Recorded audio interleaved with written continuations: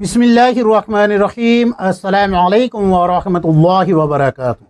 दोस्तों, आज आप हज़रात की खिदमत में शदीद ज़ईफ़, बेअसल और मन घड़त रिवायतों के ताल्लुक़ से ये 14वां वीडियो पेश कर रहा हूँ। अब से पहले आप हज़रात की खिदमत में 13 वीडियो पेश किए जा चुके हैं। अगर आपने वो वीडियोज़ नहीं देखे तो प्ले लिस्ट में जाकर देख लीजिए, आपको तमाम वीडियोज़ मिल जाएंगे। उन तमाम वीडियोज़ में बताया गया है कि शदीद ज़ईफ़ रिवायत कौन सी है और उनका क्या हुक्म है, बेअसल और मन घड़त रिवायत कौन सी है, बातिल रिवायत कौन सी है और उनका हुक्म क्या है। झेल में कुछ ऐसी रिवायतें भी बयान की गई है जिनको फ़ज़ाइल में बयान करने की इजाज़त दी गई है। कौन कौन सी है वो रिवायतें, वो भी आपके सामने उन तमाम वीडियोज़ में आ जाएगा। आज भी हम आपकी खिदमत में ऐसी ही 10 रिवायतें पेश कर रहे हैं कि जो या तो बेअसल होगी या शदीद ज़ईफ़ होगी या मन घड़त होगी या बातिल होगी। जो भी हुक्म होगा आपके सामने आ जाएगा। ये मेरे हाथ में गैर मोतबर रिवायत का फ़नी जायज़ा जिल्द नंबर 3 है। ये 10 जिल्दों में किताब है। अगर आप जो है इनको मार्केट से ख़रीद के पढ़ेंगे या अपने करीबी उलमा को देंगे और वो आपको पढ़ के सुनाएंगे तो फिर आपको पता चलेगा कि वाकई ही जो है इतनी सारी रिवायतें ऐसी है जिनको बयान नहीं किया जा सकता और वो बयान की जा रही है। मिंबर से भी बयान की जा रही है, स्टेज से भी बयान की जा रही है। फिर चाहे किसी भी मकतब फ़िक्र के साथियों, उनको बयान करने से नहीं हिचकिचा रहे। अल्लाह हम सब की हिफाजत फरमाए। आज भी ऐसी ही 10 रिवायतें आप हज़रात की खिदमत में पेश की जा रही है। याद रखें, मैं सिर्फ़ इनका हुक्म बता रहा हूँ, पूरी तफसील पढ़ के नहीं बताता, सिर्फ़ हुक्म बता देता हूँ कि ये रिवायत है और इसका हुक्म क्या है। अगर मुकम्मल तफसील आपको चाहिए तो फिर आपको किताबों का मुताला करना होगा। क्यों? इसलिए कि अगर मैं पूरी तफसील बताने लगा तो वीडियो बहुत बड़ा बन जाएगा और इतना बड़ा वीडियो कोई देखेगा भी नहीं और इसको डाउनलोड अपलोड करने में भी बड़ी दिक्कत होती है। लिहाजा मैं सिर्फ आप हज़रात के सामने रिवायत और उसका हुक्म बयान कर देता हूँ। आज भी 10 ऐसी रिवायतें हैं जो आप हज़रात की खिदमत में पेश की जा रही है। सबसे पहली रिवायत यह है, आज हदीस कुदसी के तौर पे इसको बयान किया जाता है। रिवायत यह है कि बारी ताला का इरशाद है कि गुनाहगार बंदों का रोना मुझे ज़्यादा महबूब है तस्बीह पढ़ने वालों की सुबहान अल्लाह से।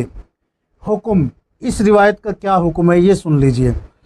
ये रिवायत संदन बतौर हदीस कुदसी नहीं मिलती, अलबत्ता ये मज़मून संदन शेख अबू अली साहिब अब्दुल्लाह हम्बली रहमतुल्लाह अलैह के कौल के तौर पर मिलता है। इसलिए इसे सिर्फ शेख अबू अली साहिब अब्दुल्लाह हम्बली रहमतुल्लाह अलैह के कौल के तौर पर बयान करना चाहिए। यानी कि यह हदीस कुदसी नहीं है, इसको हदीस कुदसी कह के बयान नहीं किया जा सकता। अलबत्ता ये शेख अबू अली साहिब अब्दुल्लाह हम्बली रहमतुल्लाह अलैह का कौल है, इसको उनका कौल कह के बयान किया जा सकता है। हदीस कुदसी कह के क्यों बयान नहीं कर सकते, इसकी वजाहत कर रहा हूँ। वाज़ेह है कि किसी रिवायत के हदीस कुदसी कहलाने के लिए ये ज़रूरी है कि वो रसूलुल्लाह सल्लल्लाहु अलैहि वसल्लम के इरशाद से साबित हो। यानी कि आप सल्लल्लाहु अलैहि वसल्लम ने अगर उसको नक़ल किया है तो फिर वो हदीस कुदसी कहलाया जाएगा। यानी कि अल्लाह की तरफ मंसूब करके रसूलुल्लाह सल्लल्लाहु अलैहि वसल्लम ने फरमाया हो कि मेरे रब ने ये कहा है, अल्लाह ने ये कहा है, तो फिर तो हदीस कुदसी कहलाया जाएगा, वरना ये हदीस कुदसी नहीं कहलाया जाएगा। उम्मीद है कि ये पहली रिवायत आपकी समझ में आ गई होगी। अब रिवायत नंबर 2 की तरफ चलते हैं। रिवायत नंबर 2, रोज़े क़यामत अल्लाह ताला का फ़ुक़रा से माज़रत करना। इस रिवायत का क्या हुक्म है सुन लीजिए। पहले हम जो है ना ये रिवायत पढ़ देते हैं आप हज़रात के सामने। रसूलुल्लाह सल्लल्लाहु अलैहि वसल्लम ने फरमाया, तुम फ़ुक़रा के साथ एहसान करो इसलिए कि क़यामत के दिन उनके लिए बादशाही होगी। सो जब क़यामत का दिन होगा पुकारने वाला पुकारेगा, चलो फ़ुक़रा की तरफ, सो उनसे माज़रत की जाएगी जैसा कि तुम में से कोई एक अपने भाई से दुनिया में माज़रत करता है। इस रिवायत का हुक्म क्या है? ये बातिल है, बेअसल है। अब इसको बेअसल और बातिल कहने वाले कौन कौन हज़रात है वो सुन लीजिए। उसका खुलासा कर रहा हूँ मैं आप हज़रात के सामने, सुन लीजिए। हाफिज़ ज़हाबी रहमतुल्लाह अलैह, हाफिज़ इब्न तैमिया रहमतुल्लाह अलैह ने इसे बातिल कहा। हाफिज़ इब्न हजर अस्क़लानी रहमतुल्लाह अलैह ने बेअसल कहा और हाफिज़ सखावी रहमतुल्लाह अलैह ने भी बातिल कहा है। حافظ سخاوی رحمۃ اللہ علیہ کی اتباع علامہ زرقانی رحمۃ اللہ علیہ، علامہ اجلونی رحمۃ اللہ علیہ، علامہ ابن دبیع رحمۃ اللہ علیہ، علامہ محمد بن محمد درویشی رحمۃ اللہ علیہ، علامہ غزی رحمۃ اللہ علیہ اور علامہ قاقزی رحمۃ اللہ علیہ نے کی ہے۔ اس لیے اس روایت کو آپ صلی اللہ علیہ وسلم کے انتصاب سے بیان کرنا درست نہیں ہے۔ ان تمام حضرات نے جو محدثین کی جماعت ہے، انہوں نے سب نے اس کو باطل قرار دیا ہے، لہذا اس کو بیان نہیں کیا جا سکتا۔ روایت نمبر 3، روایت سن لیجیے۔ پیغمبر صلی اللہ علیہ وسلم کا معلمین کے لیے مالداری کی دعا فرمانا اور قراء کے لیے فقر کی دعا فرمانا، یہ من گھڑت روایت ہے۔ اس کے پہلے میں آپ کو یہ روایت سنا دیتا ہوں، پھر اس کا اصل حکم کیا ہے وہ بھی بتا رہا ہوں۔ حضرت انس رضی اللہ عنہ فرماتے ہیں کہ حضور اکرم صلی اللہ علیہ وسلم نے صحابہ اکرام رضی اللہ عنہ کو کہا کہ جمع ہو جاؤ اور اپنے ہاتھوں کو دعا کے لیے اٹھاؤ۔ ہم جمع ہو گئے اور اپنے ہاتھوں کو دعا کے لیے اٹھایا، تو پھر آپ صلی اللہ علیہ وسلم نے دعا کرائی کہ اے اللہ معلمین کو غریب رکھنا تاکہ وہ قرآن کو ضائع نہ کرے، اور علماء کو مالدار کر دے تاکہ وہ دین کو ضائع نہ کر دے۔ اس روایت کا حکم کیا ہے؟ دیکھیے اس روایت کے بارے میں بہت سارے جو محدثین ہیں ان سب کا قول کیا کہتا ہے، یہ سن لیجئے۔ حافظ ذہبی رحمۃ اللہ علیہ، حافظ ابن جوزی رحمۃ اللہ علیہ، حافظ سیوطی رحمۃ اللہ علیہ، حافظ ابن عراق رحمۃ اللہ علیہ، علامہ شوقانی رحمۃ اللہ علیہ، علامہ پٹنی رحمۃ اللہ علیہ، علامہ اجلونی رحمۃ اللہ علیہ، علامہ قاقزی رحمۃ اللہ علیہ، ملا علی قاری رحمۃ اللہ علیہ، ان سب نے اس روایت کو موضوع کہا ہے۔ نیز حافظ ابن عدی رحمۃ اللہ علیہ اور ان کی اتباع میں حافظ ابن قیسرانی رحمۃ اللہ علیہ نے اسے منکر کہا، اس لیے اس کو آپ صلی اللہ علیہ وسلم کی جانب منسوب کرنا درست نہیں ہے۔ اتنے جو محدثین کی جماعت ہے انہوں نے اس کو کیا کہا؟ باطل کہا، اور یعنی کہ جھوٹی روایت کہا، اس لیے اس کو بیان نہیں کیا جا سکتا۔ روایت نمبر 4، پیغمبر صلی اللہ علیہ وسلم کا معلمین کے لیے بخشش، درازی عمر اور کمائی میں برکت کی دعا فرمانا۔ حکم سن لیجیے اس کا، یہ من گھڑت ہے۔ اب یہ روایت پڑھ کے سنا دیتا ہوں آپ کو۔ حضرت ابن عباس رضی اللہ عنہ سے مروی ہے کہ رسول اللہ صلی اللہ علیہ وسلم نے دعا فرمائی کہ اے اللہ معلمین کی مغفرت فرما، 3 مرتبہ فرمایا، اور ان کی عمروں کو طویل فرما، اور ان کے لیے ان کی کمائی میں برکت ڈال۔ اس روایت کا حکم کیا ہے؟ اس پہ جو بحث کی گئی ہے اس بحث کا نچوڑ یہ نکلتا ہے کہ اس تمام بحث کا نچوڑ یہ نکلتا ہے کہ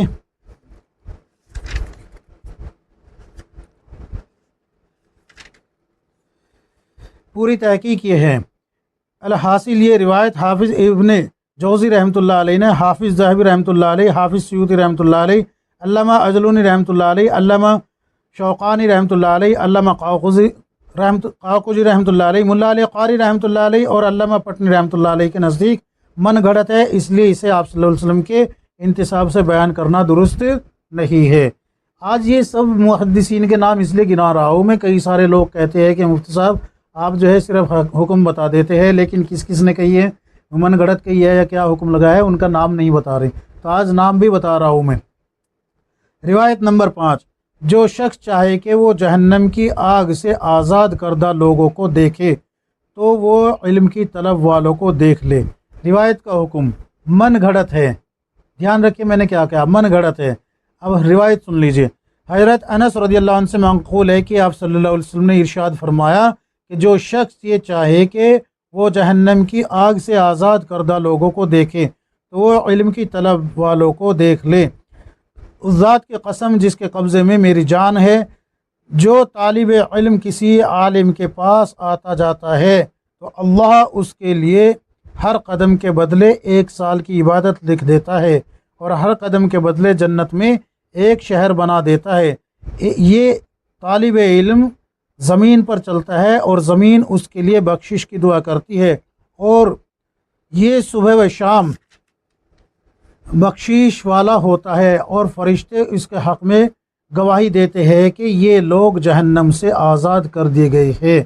یہ روایت اسی طرح بلا سند علامہ عبدالرحمن صفوری رحمۃ اللہ علیہ نے بھی نزہۃ المجالس میں ذکر کی ہے۔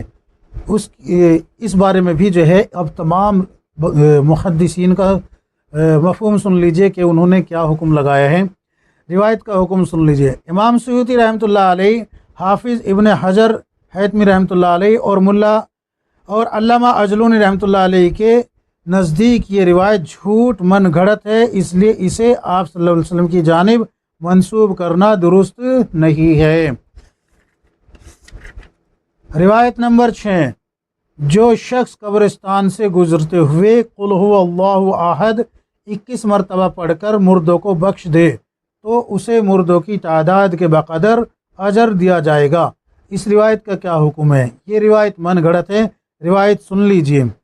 حضرت علی رضی اللہ عنہ کا فرمان ہے کہ آپ صلی اللہ علیہ وسلم نے ارشاد فرمایا، جو شخص قبرستان سے گزرتے ہوئے قل هو اللہ احد 21 مرتبہ پڑھ کر مردوں کو بخش دے تو اسے مردوں کی تعداد کے بقدر اجر دیا جائے گا۔ علامہ پٹنی رحمۃ اللہ علیہ نے تذکرۃ الموضوعات میں امام سیوطی رحمۃ اللہ علیہ کے قول پر اکتفا کرتے ہوئے اسے من گھڑت کہا ہے۔ اب اس کا مکمل حکم بھی سن لیجئے۔ اس روایت کا حکم یہ ہے، امام سیوطی رحمۃ اللہ علیہ کی صراحت کے مطابق یہ روایت من گھڑت ہے۔ علامہ پٹنی رحمۃ اللہ علیہ نے بھی امام سیوطی رحمۃ اللہ علیہ کے قول کی موافقت فرمائی ہے، نیز حافظ سخاوی رحمۃ اللہ علیہ نے بھی اس کے من گھڑت ہونے کی جانب اشارہ فرمایا ہے، اس لیے آپ صلی اللہ علیہ وسلم کی جانب اسے منسوب کرنا درست نہیں ہے۔ روایت نمبر 7، آپ صلی اللہ علیہ وسلم کا حضرت فاطمہ رضی اللہ عنہ کو وطر کے بعد دو سجدے کر کے سبح قدوس رب و ملائکتہ والروح پڑھنے پر بہت سے فضائل کی بشارت دینا۔ یہ روایت کیسی ہے؟ من گھڑت ہے۔ اب روایت سن لیجیے۔ روایت تھوڑی بڑی ہے لیکن پڑھ کے سنا دیتا ہوں تاکہ تھوڑی سی جو ہے نا آپ کو تسلی ہو جائے۔ نبی اکرم صلی اللہ علیہ وسلم نے حضرت فاطمہ رضی اللہ عنہ سے کہا، جو کوئی مومین مرد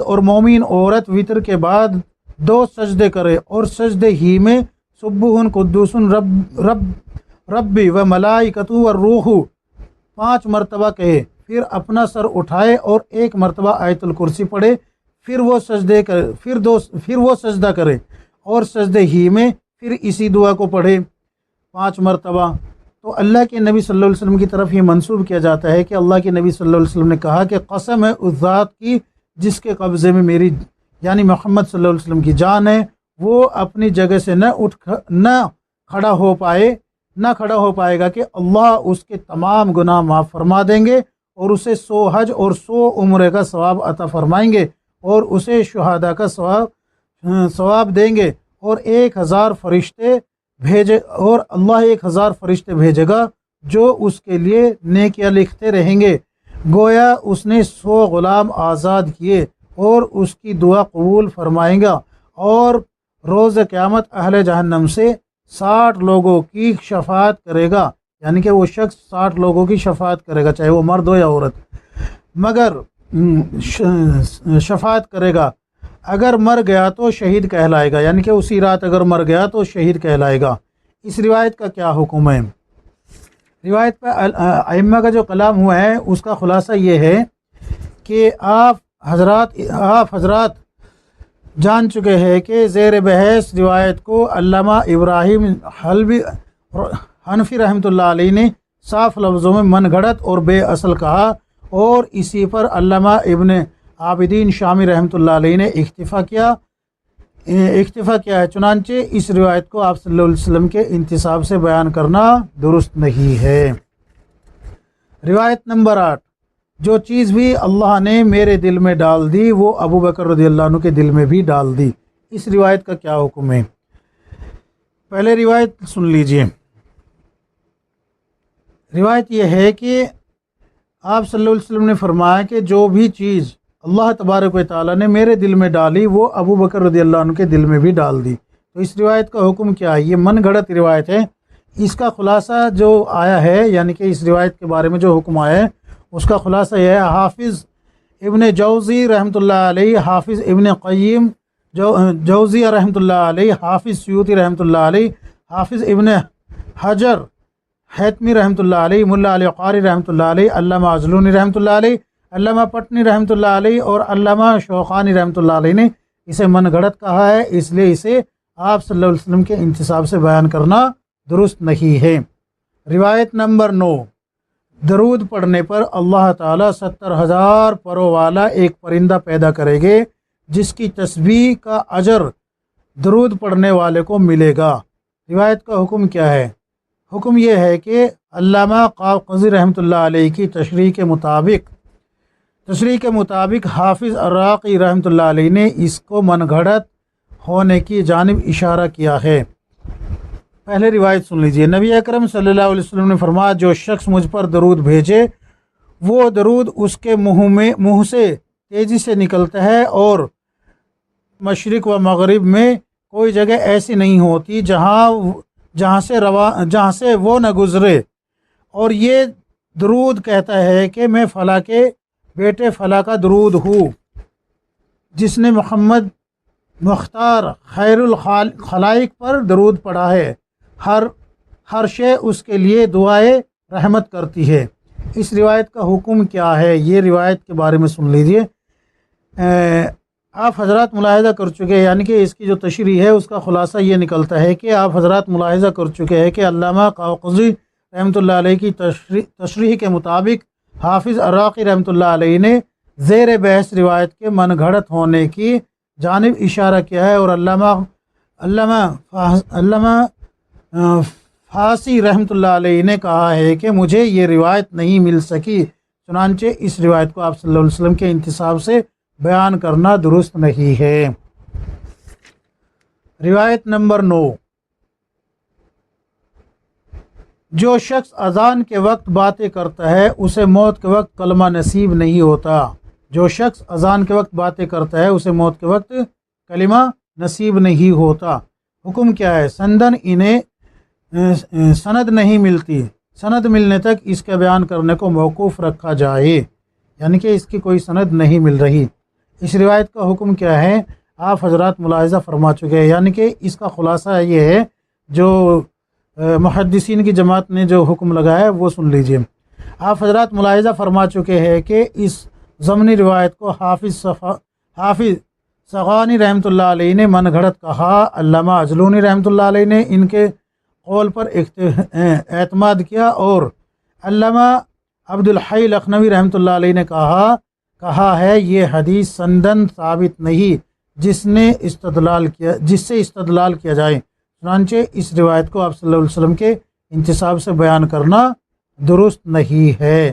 یہ 10 روایتیں آپ حضرات کی خدمت میں پیش کی گئی ہے، جن کو جو ہے تمام روایتوں کو، جہاں تک ہے ایک آدھ کو چھوڑ کے تمام روایتوں کو من گھڑت کہا گیا ہے یا بے اصل کہا گیا ہے، تو ان روایتوں کو بیان نہ کیا جائے۔ اگر آپ کو جو ہے میرے قول پہ یا میرے پڑھنے پہ اعتماد نہیں ہے تو آپ جو ہے یہ کتاب ہے، اس کتاب کو 10 جلدوں میں ہے منگوا لیجئے اور پڑھ لیجئے، آپ کی تسلی ہو جائے گی۔ اگر خود نہیں پڑھ سکتے تو اپنے قریبی علماء سے رجوع کر لیجئے، کتابیں دے کے ان کے ہاتھ میں کہ حضرت ہمیں جو ہے ان کتابوں کے بارے میں بتائے، ان کتابوں کے جو مصنفین ہیں وہ کیسے ہیں اور وہ کس مسلک سے تعلق رکھتے ہیں، اور جن مصنفین کی کتابوں سے ان کو نقل کیا گیا ہے ان مصنفین کے بارے میں، محدثین کی جو جماعت ہے ان کے بارے میں کیا کہتی ہے شریعت، تو سب کچھ سامنے آ جائے گا آپ حضرات کے۔ آپ دیکھ لیجئے کتابیں خرید کے۔ میں ایڈورٹائز نہیں کر رہا ہوں، میں بتا رہا ہوں کہ کم از کم میری بات کا اعتماد نہیں ہوگا تو آپ اپنی آنکھوں سے یہ پردہ ہٹا لیں گے کہ بھائی جو ہے جو پردہ پڑا ہوا ہے نا کہ جو آیا بیان کر دیا، تو اس سے بچ جائیں گے۔ اللہ کے نبی صلی اللہ علیہ وسلم پہ جھوٹ بولنے سے ہم بچ جائیں گے، اس لیے میں آپ حضرات کو یہی التجا کر رہا ہوں کہ آپ جو ہے اگر اعتماد نہیں کرتے تو پھر کتاب منگا لیجیے۔ اللہ تبارک و تعالی ہم سب کو کتاب و سنت کے مطابق زندگی گزارنے کی توفیق عطا فرمائے، آمین یا رب العالمین۔